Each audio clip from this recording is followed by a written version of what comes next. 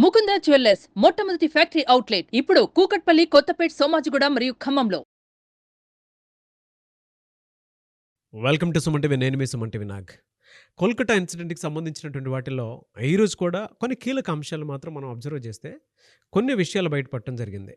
అందులో ముఖ్యంగా సంజయ్ రాయ్ అక్యూజ్డ్ ఎవరైతే ఉన్నారో అతని బెయిల్ కోసం కవిత సర్కార్ ప్రయత్నం చేస్తున్నట్లయితే తెలుస్తోంది. అయితే నిన్న ములాఖాత్ జరగడం జరిగింది. దీనికి సంబంధించినటువంటి కీలక అప్డేట్స్ ఏంటి అండ్ దానితో పాటు మనం ఎప్పటి నుంచో దీనికి సంబంధించినటువంటి విషయంలో ఒకటి కనుక అబ్జర్వ్ చేస్తే ఎందుకు మమతా బెనర్జీ ఇప్పటికీ ఒక యాక్షన్ తీసుకోలేకపోతుంది అనుకునేటువంటి ఆలోచన అయితే ప్రతి ఒక్కరిలోనూ ఉంది. ఎందుకు జస్టిస్ జరగట్లేదు, ఎందుకు డిలే అవుతుంది అనుకునేటువంటి ఆలోచన అయితే ప్రతి ఒక్కరిలోనూ ఉంది. సో దానికి గల ప్రధాన కారణం అక్కడ ఉన్నటువంటి గవర్నమెంట్ ఏ విధంగా స్పందిస్తుంది, ఏ విధంగా వ్యవహరిస్తుంది అనేటువంటి తీరు కనుక మనం చూస్తే డెఫినెట్గా మనకు క్లారిటీ వస్తుంది. సో దీనికి సంబంధించినటువంటి మిస్లీడ్ ఏదో జరుగుతూ ఉంది అనేటువంటి విషయం. అయితే దీనికి సంబంధించింది సిబిఐ తృణమూల్ కాంగ్రెస్ పార్టీలో ఉన్నటువంటి ఒక సిట్టింగ్ ఎమ్మెల్యే ఇంటికి వెళ్ళి కొంతవరకు ఇన్వెస్టిగేట్ చేయడం జరిగింది. అదేంటి, దానికి సంబంధించినటువంటి డీటెయిల్స్ ఏంటి, అండ్ ఈ కేసు ముందుకు వెళ్ళకపోవడానికి, త్వరితగతిన జస్టిస్ రాకపోవడానికి సో సిట్టింగ్ ఎమ్మెల్యేకి దీనికి గల ప్రధానమైనటువంటి లింక్ ఏంటి, ఏ విధంగా ఉంది అనేది ఈరోజు మనతో పాటు హైకోర్టు అడ్వకేట్ రవీంద్రనాథ్ గారు ఉన్నారు. వారి మాటలో తెలుసుకుందాం. Hello sir. హాయ్ అండి నాగరాజ్ గారు. సంజయ్ రాయ్ ఇప్పటికీ అతని జైల్లో పెట్టి అనవసరంగా మేపుతున్నారు అనుకునేటువంటి ఆలోచన అయితే అందరిలోనూ ఉంది. First thing. సెకండ్ది ఏంటంటే చాలామందికి ఒక డౌట్ ఉంది, ఎందుకు గవర్నమెంట్ సరిగా స్పందించట్లేదు అనుకునేటువంటి డౌట్ అయితే ప్రతి ఒక్కరికి ఉంది. ఆ డౌట్ని కొంతవరకు నిజం చేయడం కోసమేనా అన్నట్లు నిన్న సిబిఐ వాళ్ళు ఇన్వెస్టిగేషన్ కోసం అని చెప్పేసి టీఎంసీ పార్టీకి సంబంధించినటువంటి సిట్టింగ్ ఎమ్మెల్యే ఇంటికి వెళ్ళి ఇన్వెస్టిగేషన్ కోసం వెళ్ళడం జరిగింది. సో కీలక అంశాలు, కీలక అప్డేట్స్ ఏంటి దీనికి సంబంధించి? నాగరాజ్ గారు, నిన్న బుధవారం నాడు ఒక కీలకమైన కొన్ని ఘట్టాలు ఆర్జికర్ మెడికల్ కాలేజ్ సంబంధించి కొన్ని విషయాలు చోటు చేసుకున్నాయి. అందులో భాగంగా CBI investigations doctor Sudipti Roy అనేటువంటి ఒక పర్సన్ మీద సిబిఐ ఇన్వెస్టిగేషన్స్, ఇంట్రాగేషన్స్ కూడా చేయడం జరిగింది. సుదీప్తి రాయ్ అనే పర్సన్ ఎవరు అంటే ఇతను ఆర్జికర్ మెడికల్ కాలేజ్ యొక్క పేషెంట్స్ వెల్ఫేర్ కమిటీ యొక్క ప్రెసిడెంట్గా పనిచేస్తున్నాడు. పేషెంట్ వెల్ఫేర్ యొక్క ప్రెసిడెంటేనా? కాదు. ఇంతకుమించి ఒక కీలకమైన విషయం ఉంది. అది ఎట్లా వచ్చిందంటే, ఎప్పుడైతే 9:30 PGT student Sandeep Ghosh call చేశారో, సందీప్ ఘోష్ ఫోన్ లిఫ్ట్ చేయలేదు. 10:30 వరకు ఆ కాల్ చూసుకోకుండా 10:30కి నేను మళ్ళీ కాల్ బ్యాక్ చేశానని చెప్పి సిబిఐ ఇన్వెస్టిగేషన్లో సందీప్ ఘోష్ గారు చెప్పడం జరిగింది. అయితే 10 గంటలకు వచ్చిన కాలు 10:30 మధ్య ఏ కాల్స్ నేను చేయలేదని చెప్పి సందీప్ ఘోష్ ఇన్వెస్టిగేషన్లో చెప్పడం జరిగింది. అయితే 10:01 10:02 సందీప్ ఘోష్ మొబైల్ నుంచి ఒక కాల్ బయటకు వెళ్ళింది. ఈ సందీప్ ఘోష్ మాట్లాడండి ఆ సుదీప్తో రాయ్ గారు ఎవరు, డాక్టర్ సుదీప్తో రాయ్ ఎవరనే విషయానికి ఒకసారి వివరాల్లోకి వెళ్తే, డాక్టర్ సుదీప్తో రాయ్ అన్న వర్షన్ ఇప్పుడు నేను చెప్పినట్టుగా అతను ఆర్జికర్ మెడికల్ కాలేజ్ యొక్క పేషెంట్స్ వెల్ఫేర్ సొసైటీ ప్రెసిడెంట్గా ఉన్నాడు. ఇతన్ని రోగి కళ్యాణ్ సమితి అంటారు, దానికి ప్రెసిడెంట్గా వర్క్ చేస్తున్నాడు. ఇతను ఉండే ప్రాంతం నార్త్ కలకటాలో ఉన్నటువంటి సింథి అనే ప్రాంతంలో ఇతను ఉంటాడు. ఇతనికి అక్కడే కాకుండా ఇతనికి బల్గేరియా ప్రాంతం, బల్గేరియా ఎక్కడ ఉంది, ఈ ఆర్జికర్ మెడికల్ కాలేజ్ పరిసరాల్లో ఉన్నటువంటి ఏరియా బల్గేరియా. ఈ బల్గేరియా ప్రాంతంలో కూడా ఈయనకు ఒక నర్సింగ్ హోమ్ కూడా ఉంది. ఆ నర్సింగ్ హోమ్ పేరు సరజో నర్సింగ్ హోమ్. ఇతను కేవలం డాక్టర్ మాత్రమే కాదు, ఇతను ప్రెసిడెంట్ శ్రీరాంపూర్ ఎమ్మెల్యేగా వర్క్ చేస్తున్నారు తృణమూల్ కాంగ్రెస్ పార్టీ తరఫున. సో దీనికి సంబంధించి కొంత ఆసక్తికరంగా వచ్చింది. కేవలం డాక్టరే కాకుండా పార్టీ ఎమ్మెల్యేగా కూడా ఉండడంతో మరి కాస్త ఇంట్రెస్టింగ్ వచ్చింది.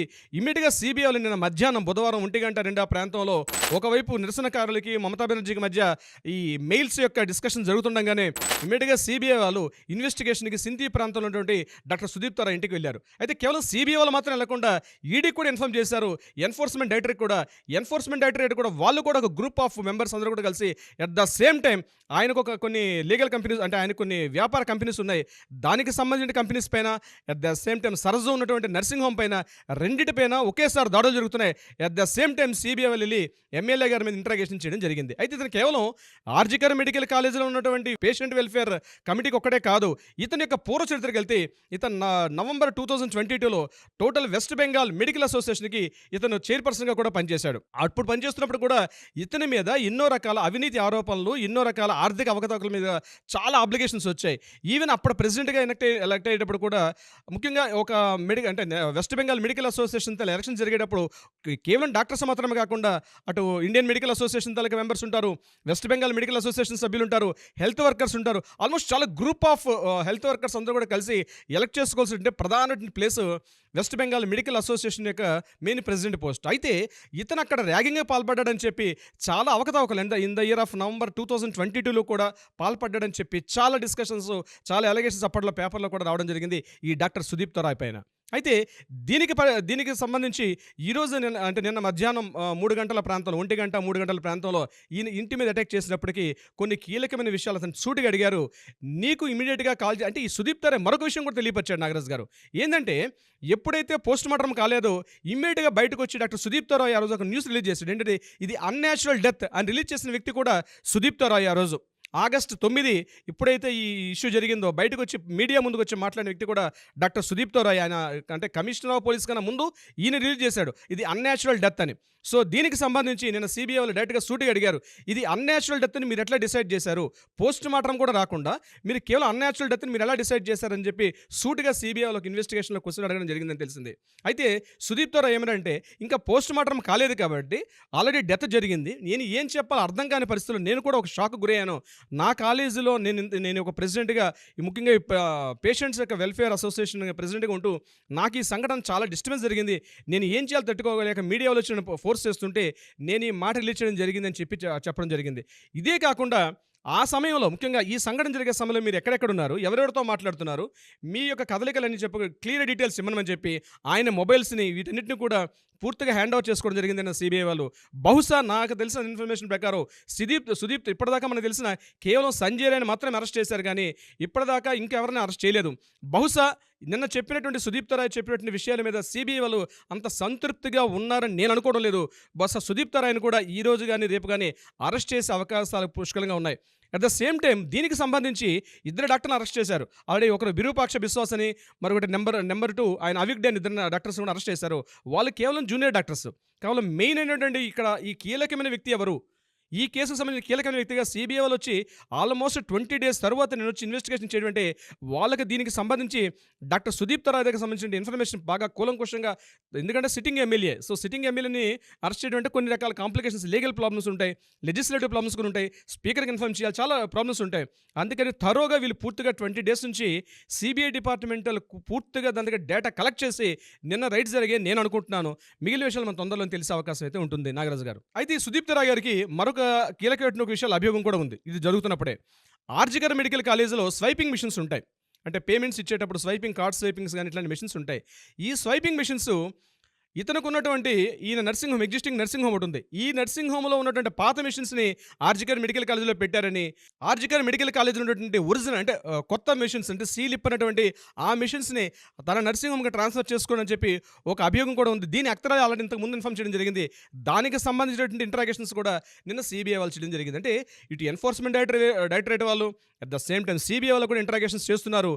మెయిన్ ఏంటంటే కీలకంగా మనం మాట్లాడుకునేది ఇప్పటిదాకా ఒక డెవలప్మెంట్ ఎక్కడ మనకి జరగలేదు.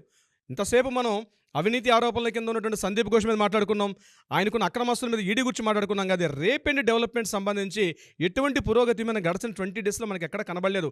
కేవలం సంజయ్ రాయ్ ఇన్వెస్టిగేషన్ చేస్తున్నట్టు మాత్రం తెలుస్తుంది. కానీ ఈరోజు ప్రధానంగా ఒక బలమైన సాక్ష్యం బహుశా ఈ డాక్టర్ సుదీప్ తరాయ్ని అరెస్ట్ చేయడం, అంటే డాక్టర్ సుదీప్ తరాయ్ని ఇంటరాగేట్ చేయడం వల్ల కీలకమైన కొన్ని విషయాలు బయటపడే అవకాశం ఉందని అయితే మనం భావించవచ్చు నాగరాజు గారు.